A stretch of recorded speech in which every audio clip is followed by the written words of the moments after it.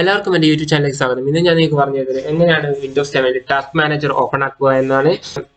നമുക്ക് എല്ലാവർക്കും അറിയുന്നത് പോലെ ഇപ്പോൾ നമ്മൾ വിൻഡോസ് 10 നമ്മൾ ടാസ്ക് ബാറിൽ എവിടെയെങ്കിലും ലെഫ്റ്റ് ക്ലിക്ക് ചെയ്താൽ ടാസ്ക് മാനേജർ എന്നാണ്. ഇപ്പോൾ നമുക്ക് അങ്ങനെ സംഭവമൊന്നുമില്ല, അതൊക്കെ മാറിയിരിക്കുന്നു. ഇനി ഇപ്പോൾ വിൻഡോസ് 11 ടാസ്ക് മാനേജർ നിങ്ങൾക്ക് എടുക്കണമെങ്കിൽ നിങ്ങൾ ഫസ്റ്റ് തന്നെ ഈ സ്റ്റാർട്ട് എന്ന് പറഞ്ഞിട്ടുള്ള വിൻഡോസിനെ സ്വിച്ച് കാണുന്നില്ലേ, കറക്റ്റ് അവിടെ കൊണ്ടുപോയി നിങ്ങൾ ലെഫ്റ്റ് ക്ലിക്ക് ചെയ്യുക.